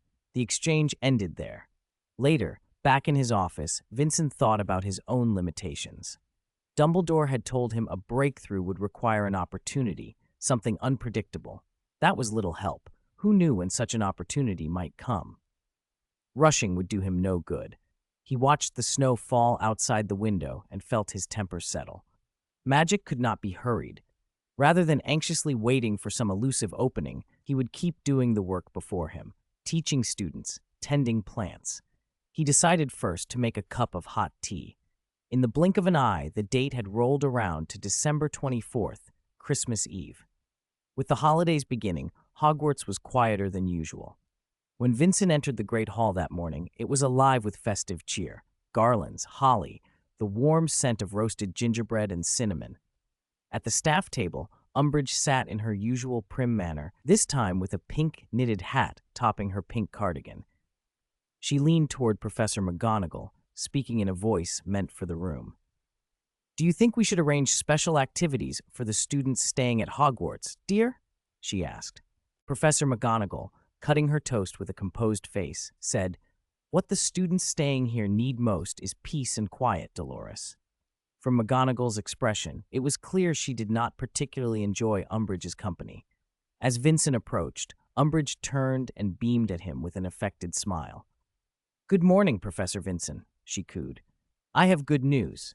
The Ministry of Magic has resolved the problem with the trains." "Oh, that's good," Vincent replied dryly, hoping the remark would be the end of it. Umbridge raised her voice a little to ensure everyone could hear. "The Ministry handled it excellently. Those creatures of the Forbidden Forest have agreed to coexist peacefully with the Ministry." McGonagall's eyebrow lifted in response. She continued with her breakfast and kept her judgment to herself. Umbridge wasn't entirely wrong. After all, Diggory was a Ministry representative, but that had nothing to do with her. If Umbridge ever wandered into the Forbidden Forest again, Vincent suspected Hagrid would see her out by the nearest path. Not getting the attention she wanted, Umbridge fell silent, her pink hat shadowing an increasingly sour expression. McGonagall gave Vincent a near imperceptible nod of approval, then dabbed her mouth with a napkin. "If there's nothing else," she said smoothly, "I'll go check the list of students staying at Hogwarts. And, Professor Umbridge, you might want to reconsider your curriculum. Quite a few students have expressed serious concerns about your classes." Umbridge's face flickered through indignation and hurt. Hogwarts was not at all what she'd expected, far from the influence she'd imagined she would wield. Requests to Fudge for more authority had been met with excuses. She had been sent to keep an eye on Dumbledore, but Dumbledore and Fudge now appeared to be on amicable terms, leaving her with few opportunities. She was a shrewd woman. If she couldn't make gains here, perhaps it was time to leave. Then she narrowed her eyes, steeling herself. This was a small setback. If she gave up now, all her previous efforts would have been wasted. She would persevere. Chapter 433, Holidays. Professor Vincent, of course, had no way of knowing what Umbridge was thinking. His gaze swept over the long tables of the four houses. Fewer students had stayed at Hogwarts this year than in years past, but he still recognized a few familiar faces. Harry, of course, had stayed. There was also John Selwyn, the only first year who had remained at Hogwarts. What surprised Professor Vincent most was that he actually saw Luna Lovegood. Given Mr. Lovegood's temperament, Vincent found it odd that Luna would be left at Hogwarts alone for Christmas. As if sensing his look, Luna hopped off the bench and skipped over to him. "Good morning, Professor Vincent." She seemed to read his confusion and hurried to explain. "Do you remember what we talked about? The next issue of the Quibbler will run an article about the trains." Vincent nodded. "It seems Mr. Lovegood is ready." "Yes. Dad will be coming to Hogwarts this Christmas, and Professor Dumbledore has already agreed," Luna said, excitement in her voice. "Ever since I started talking about the trains, he's been eager to see them himself." "Please send my regards to Mr. Lovegood," Vincent replied. The traint species was finally being introduced formally to the wizarding world, a momentous step. The next morning, on Christmas Day, Professor Vincent rose earlier than usual. As in previous years, he planned to visit his parents, but first, he had to sort the holiday gifts he'd received. His good reputation had its rewards. Presents were piled in a corner of his office. Preparing return gifts, however, was taxing in its own way. Even Bart had sent a gift by owl, a fragrant branch, and Vincent wondered, with some amusement, how Bart had learned to use an owl. After tidying his things, he headed to the Great Hall. The house elves had prepared a festive breakfast, but the vast hall seemed nearly empty. Only a small figure sat at the Slytherin table. John Selwyn was alone, a pancake shaped like a Christmas tree in front of him. When he saw Vincent enter, John set down his cutlery and hurried over, carefully holding out a rectangular parcel wrapped in craft paper. "Merry Christmas, Professor. This is for you," John said. Vincent, taken aback, accepted the package with curiosity. Inside was a worn, second-hand-looking book with no title or author on the spine. "I bought this at a second-hand shop in Diagon Alley at the start of term," John explained, a little shy. "I only found it while I was tidying up recently. It looks like a specialist book about wand lore. I remember you've been researching wands." "Thank you, John," Vincent said sincerely. "But how did you know I'd been researching wands?" "Harry told me," John answered simply. "I thought this might help." Vincent smiled and reached into his robe, producing a small wooden amulet. "As a return gift, this is for you. It wards off some common magics and curses." John accepted the amulet, its surface carved with strange symbols, and tucked it into his pocket with care. "See you next term," he said, and Vincent patted him on the shoulder before taking a piece of bread and leaving. Once Vincent had disappeared through the doors, John took the amulet back out and stared at it without expression. Then something odd happened. Under a faint glow, the wooden amulet quietly turned to a pinch of ash, as if its purpose had been fulfilled. John closed his hand and let the ashes sift through his fingers into his palm. "Morning?" Harry's voice sounded at the hall entrance. He had just come in and spotted John standing there. John forced a small smile and slid his ash-stained hand back into his pocket. "Merry Christmas, Senior Potter. Did you get my present?" "Of course." Harry smiled. He'd opened it before coming over. John had given him a small cloth bag of special magical powder. Sprinkle it on the ground, and it revealed every footprint left in the last 24 hours, a handy gadget. "Did you make this yourself?" Harry asked. John nodded. "I found the recipe in the library." "Nice," Harry said. "You won't be able to do this once term starts." John smiled faintly without elaboration. Then Harry leaned in, lowering his voice. "Ron and I are planning to sneak into Hogsmeade in a few days. Want to come? We know a new secret passage." John glanced around, making sure no professor was nearby, and said, "Of course." Professor Vincent, unaware his amulet had turned to ash, left Hogwarts and set off to visit his parents. The holiday began quietly. His parents were still in good health. Sadly, his sister remained comatose. With Voldemort still unaccounted for and his Horcruxes at large, attempts at treatment made no progress. During the break, he also received an invitation from Sirius Black to Grimmauld Place, which he accepted. Vincent had no other plans. On the last day of December at noon, Vincent arrived at number 12 Grimmauld Place. The weather was bitterly cold and the house retained its usual gloom, but the open front door let in a warmer air scented with old wood, dusty parchment, and faint herbs. That little warmth eased the bite of the day. In the great hall, Vincent noticed the portraits that had long hung on the staircase landing were gone. In their place hung a few bells and wreaths woven from holly and mistletoe, simple decorations that gave the dilapidated house a touch of Christmas cheer. "You noticed," Sirius said from the landing, leaning on the stair railing with a relaxed smile. "I made a bold decision. I moved all those unpleasant fellows up to the attic." Chapter 434, The Captured Death Eater. Vincent raised an eyebrow at Sirius's remark.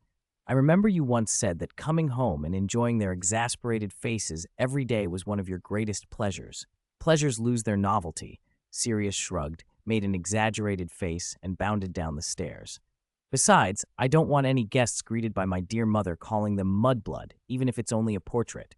She's mad."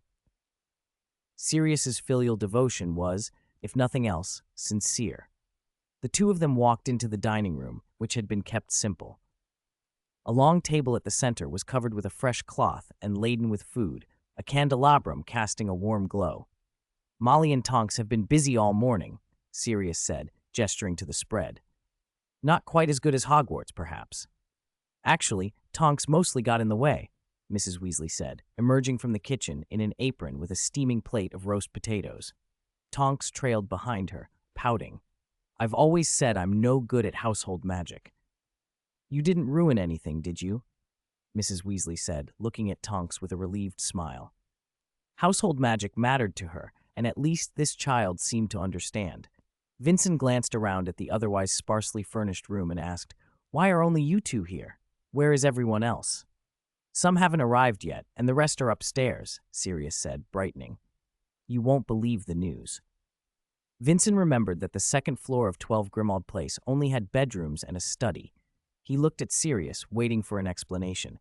Sirius wore a face that said, "Ask me," then did nothing. Vincent stared back. Both of them were infuriatingly immovable. Tonks couldn't contain herself any longer. "We caught Bellatrix," she blurted, her voice making her hair brighten a few shades with excitement. "Lupin led the team and nabbed her early this morning." "A little mystery for you," Sirius said casually. Mrs. Weasley wiped her hands and let out a relieved breath. "Now we can sleep easier. Kingsley and Moody are upstairs guarding her, waiting to transfer her to Azkaban." "Oh, Moody was discharged from the hospital 2 months ago, Vincent. You probably didn't know that." Vincent nodded. He hadn't known. Moody's lengthy recovery suggested his condition had been serious. The news that Bellatrix Lestrange had been captured was startlingly good. Bellatrix was one of Voldemort's most dangerous followers. Still, Vincent felt an edge of unease. "Where was she caught?" he asked. "Southampton Docks," Tonks said. "It's a Muggle area. The Ministry issued a warrant for her in the Muggle world, and someone spotted her there." "She deliberately went into Muggle territory," Vincent pressed. "Who knows?" Tonks shrugged. "Maybe she thought it was the best place to hide, since we don't usually mount large-scale operations there." "Do you think it's a trap, Professor Vincent?" Sensing the worry in his face, Tonks clapped him on the shoulder. "That lunatic just thought the Muggle world was a good hiding place. Don't worry." Sirius waved a hand. "Relax. She's in our custody and can't do anything. We used Veritaserum on her." "Veritaserum isn't infallible," Vincent said calmly. He couldn't shake the feeling of wrongness. Sirius cocked his head toward the stairs. "You can go up and see. We turned one of the bedrooms into a temporary cell. She can't get out." "All right," Tonks said, adjusting her robes, eager for the next shift. They climbed to the second floor and went down the corridor to the end, stopping at an ordinary wooden door. Inside, the room was already crowded. Lupin and Mr. Weasley leaned against the opposite wall, talking quietly. Moody stood at the center, his magical eye occasionally sweeping the room, and Kingsley stood by the window, arms folded. Everyone held their wands. Bellatrix, just as Sirius had said, was tightly bound to a chair beside Moody, her head lolling as if unconscious. When they entered, the others gathered around. "We gave her a fair amount of Veritaserum before bringing her here," Moody said as he approached Vincent, studying him for a few seconds. "And sedatives." Vincent ignored Moody's scrutinizing stare. He stepped closer and inspected the limp woman. "It really is her," he said, eyeing the dark mark on her arm. He was certain it was real. Voldemort's branding would hardly be something to disguise. The mark thrummed with a malevolent current. The trace of dark arts in it was not something that could be washed away. Vincent felt that ominous power prickling against him, and, oddly, a sense like devil's snare stirring beneath his skin. "Did you get anything useful?" he asked Lupin. Lupin shook his head, looking weary. "Mostly useless drivel. She admitted to taking part in several attacks, but when it came to Voldemort's whereabouts or plans, she was evasive." Vincent nodded as he expected. Powerful witches and wizards could resist Veritaserum. Someone as fanatical as Bellatrix would resist all the more. Still, despite the lack of immediate intelligence, no one looked particularly discouraged. Sirius allowed himself a small, almost predatory smile. "She's ours now. We'll get what we need in time. If she's stubborn, we have plenty of time to be patient. Lupin, is there any Veritaserum left?" The smile made Vincent uneasy. Moody's magical eye rolled toward Sirius. "By the way, has Dumbledore arrived yet?" "He'll be here this afternoon," Sirius replied. Chapter 435, The Strange Person. While everyone talked, Vincent suddenly felt something was wrong. He turned and saw Bellatrix's eyelids twitching and her fingers spasming.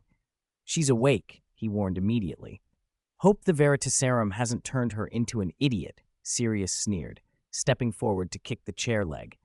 The chair jolted. Bellatrix snapped her head up. She looked around in confusion for a moment, then seemed to understand where she was and fixed her gaze on Sirius. "Ah, my dear cousin," she rasped, her tone icy. "Look at where you've brought me." "You don't need to say anything," Sirius cut her off. brusquely taking a small bottle of veritaserum from Moody's hand. It was safer to make her drink now. "If you move, I'll snap your neck," Kingsley said, pressing the tip of his wand to the side of Bellatrix's throat.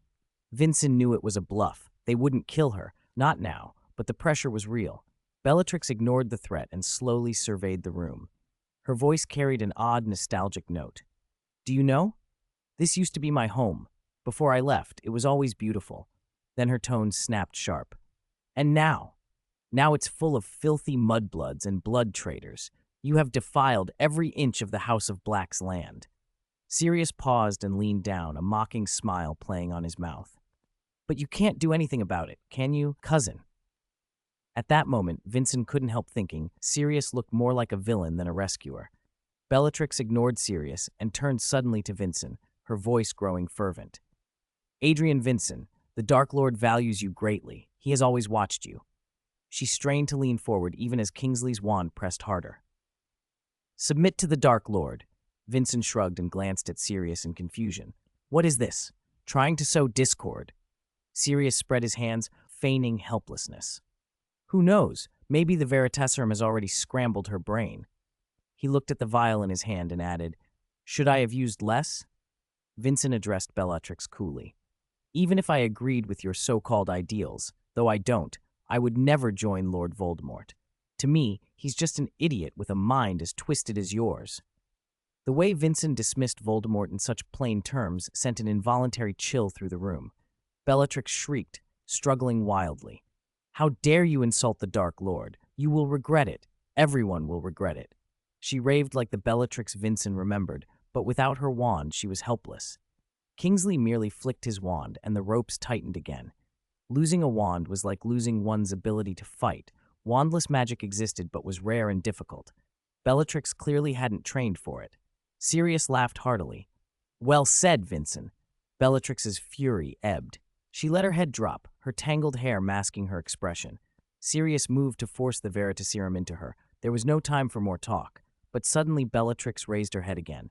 Her gaze swept the room, and a cruel smile creased her lips. "Talking to you is pointless," she said, voice cold, then fixed Sirius with a hateful look. "And you, traitor!" Her tone shifted manic. "Die, all of you!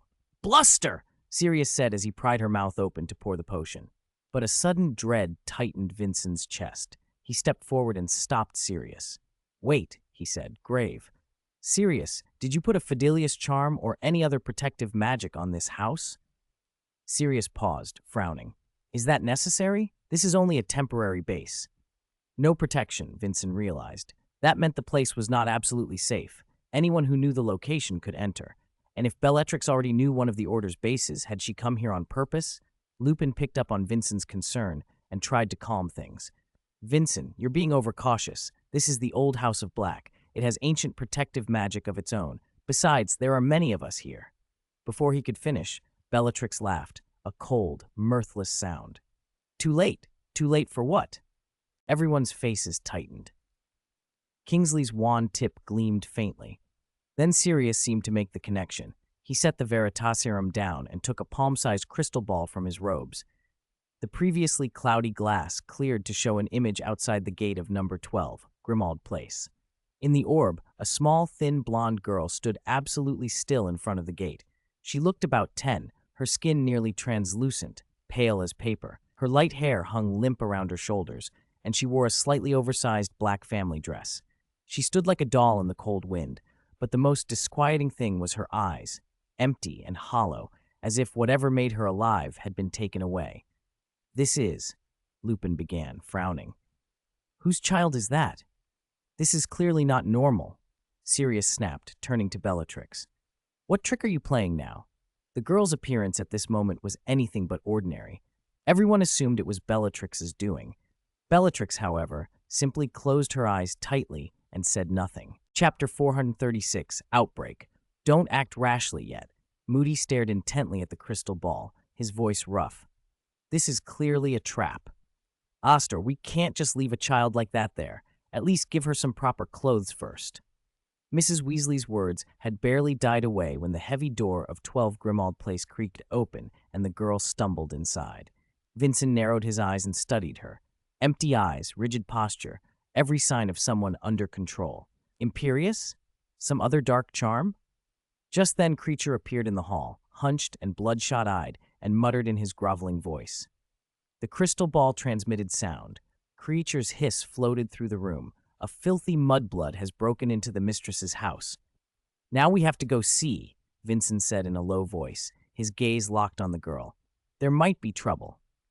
Moody didn't answer right away, but Kingsley and Lupin were already on their feet, wands in hand.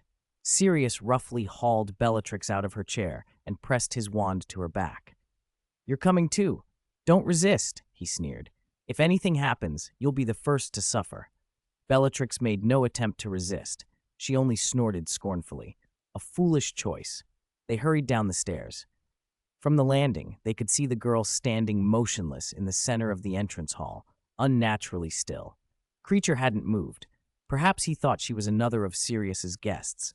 He kept glancing between her and Sirius and muttering, filthy mudblood, defiling the House of Black's ancestral home. He was plainly still angry that Sirius was using the house as an order base. Shut up, Creature! Sirius snapped and shoved Bellatrix forward. What is going on? Who is this? Bellatrix gave a shrill, high laugh. Vincent and Moody exchanged a look and closed in cautiously, wands ready. As they descended the last few steps about 10 feet from the girl, Bellatrix suddenly shouted, Amy! The name hit the girl like a spell. For a moment, Vincent was stunned. He didn't know any Amy there. But the reaction was immediate. The girl who had been stiff as a puppet trembled, then convulsed as if struck by lightning. Her hollow eyes flickered wildly. Confusion passed through them, then overwhelming terror flooded in to replace the numbness. No, she whimpered, not even toward whoever had called her. Her body reacted before her mind could. She stumbled backward, pressed her spine to the wall, wrapped her arms tight around herself, curling into the smallest possible ball. It was a reflex learned from long, persistent torment, the primitive, instinctive attempt of a weak creature to make itself small before danger. Mrs. Weasley took a step forward, pained and ready to comfort the child. No one could deny she looked like a frightened, pitiful child. Moody put his arm up, blocking her. Don't move, he warned, his face hard. He had felt something dangerous. Alastair, she's still a child, Mrs. Weasley protested, but Moody kept his arm raised. His caution was not baseless. He sensed a faint but very real aura of danger clinging to the girl. What have you done to her? Vincent's voice was icy as he turned from the cowering child to Bellatrix. You tortured her. Bellatrix sneered, her face lit with cruel pleasure. Torture? You speak so harshly. She watched Amy with a hunger that made the girl shudder harder. The faint scars visible on Amy's skin confirmed what Vincent suspected. Bellatrix had been cruel. Then something else happened deep inside the child. Amy quieted, but as she stood there, something fought to get free.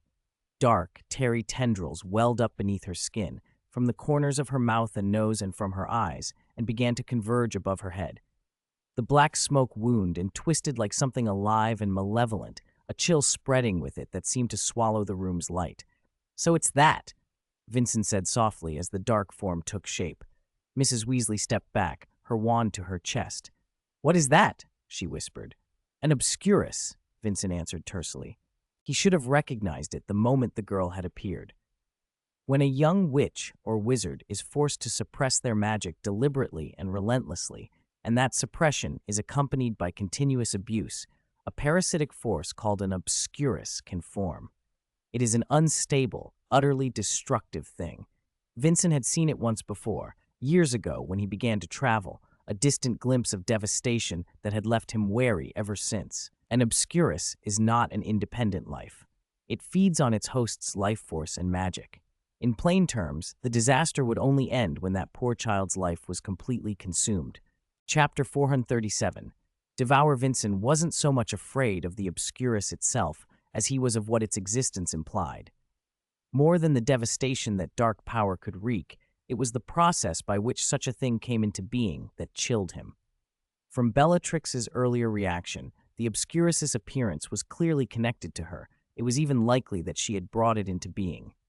You truly deserve to die, Vincent said to Bellatrix, his voice flat and cold, like a judicial pronouncement. The twisted smugness on her face froze. A sudden bone-deep chill crawled up her spine and spread across her back, making her shiver. She recovered herself quickly, though. Her objective had been achieved. The Obscurus would annihilate everything in its path, and she apparently had a way to survive the catastrophe. By then, the Obscurus had fully formed, swirling in the air like a beast poised to strike. Strangely, Amy was not at the center of that dark mass. She crouched in a corner, arms wrapped tightly around herself, while a thin black line connected her to the whirling energy. That didn't fit with what Vincent knew. When a wizard became an Obscurus, their body usually merged into the dark energy, not remained separate. Whatever the truth, one thing was certain: they were in serious trouble. "Damn it, I never bought insurance for this old ramshackle house," Sirius muttered. "You still care about that?" Lupin shot back. No sooner had their ill-timed exchange ended than the Obscurus erupted. A black flash tore across the room. The wall by the entryway took the brunt of it. Bricks and plaster exploded outward, crashing down into rubble. The blast was only the beginning. The black energy sliced through the air with a tearing whistle and headed straight for Moody and Vincent, who were closest. "Move!" Moody dove aside with astonishing speed. Vincent rolled to his right at the same time. The destructive streak skimmed their clothes and left a huge black gouge in the floor where they had stood. "What spell can stop that thing?" Sirius demanded, turning to Lupin. "Do you think I would know?" Lupin asked, his expression grave. The Obscurus attack missed them and, instead of pursuing, altered course toward a seemingly more enticing target, Bellatrix, who was still restrained. Sirius didn't hesitate. He let go and stepped away. Self-preservation came first. Then, impossibly, the dark energy flowed around Bellatrix as if encountering a smooth rock. The wind stirred her hair, but she stood untouched. Shock registered on her face for a heartbeat before it gave way to frantic, triumphant glee. "Why isn't it attacking her?" Tonks cried. Vincent scrambled to his feet and stared at Bellatrix. He had noticed the anomaly, too. Of course, this thing had been prepared by her. "What do we do?" Sirius asked, watching the Obscurus rise again. "I don't think spells are going to work. If we don't care about the house, the wisest choice is to escape," Vincent said quickly. "Apparition should still work." "No," Lupin snapped, his face going whiter. "Look around. This is Grimmauld Place. Outside is a Muggle residential area. If that thing gets out—" His voice trailed off. The thought of an Obscurus loose among Muggles made everyone's stomach clench. The slaughter would be catastrophic, and the risk of exposing the magical world unimaginably greater than losing the house. Vincent sighed. "What a nuisance." "What's your plan, then?" Bellatrix taunted. Even bound, she looked unafraid. "You'd better have some advice," Vincent said. "Advice?" She laughed. "Perhaps you should kneel and beg me." "You're useless." Vincent didn't tolerate threats. He raised his wand and unleashed an invisible, brutal force that seized Bellatrix by the collar like a giant hand. It hoisted her clear off the floor and hurled her toward the Obscurus. "You!" Her laughter died, replaced by raw disbelief and a flash of true panic as she flailed in midair. It was too late. The Obscurus did not dodge this time. It widened like an open maw and swallowed her whole. Bellatrix's scream cut off abruptly. For a moment, Vincent stood frozen, wand in hand. He had assumed she had some trump card to control the thing. Apparently not. No matter, she had earned her fate. "You shouldn't have killed her," Lupin murmured. "I didn't mean to," Vincent began, then let the sentence drop. The Obscurus, now having consumed Bellatrix, became even more violent. Vincent lashed out instinctively. "Protego!" A translucent shield sprang up just before him, but the barrier that could normally block most curses was like tissue paper against the black energy. The flash struck, and the shield shattered instantly. Vincent turned aside at the last moment. The edge of the black wave scraped his left shoulder. A hiss escaped him as an indescribable cold burned through him, and a sharp pain seared as if it reached for his very soul. Chapter 438, Suppression. "Vincent!" Sirius shouted.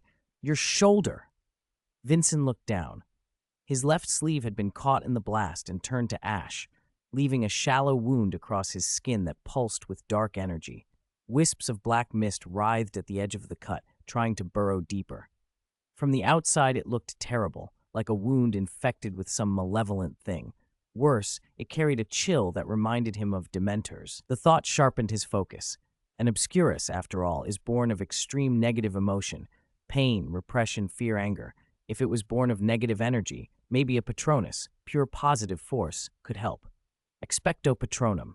He gritted his teeth and cast. A silvery white hedgehog patronus leaped from his wand and landed on his shoulder. Wherever the silver light touched, the black energy coiled and struggled as if it had met an enemy, then reluctantly dissolved. It worked. Sirius's eyes lit up. Quick! Everyone, Patronus! He didn't hesitate. Expecto patronum! A silver dog condensed from his wand, silent and imposing. The great hound charged the swirling obscurus without a sound. Before it could reach the mass of dark energy, the obscurus suddenly bulged and expanded, swallowing the patronus in an instant. The dog was gone, annihilated without a trace. Sirius, he stammered, stunned. Didn't you say a patronus could handle it? Vincent gave him a puzzled look. He'd only used a patronus to treat his wound. He'd never implied an ordinary patronus could defeat an obscurus.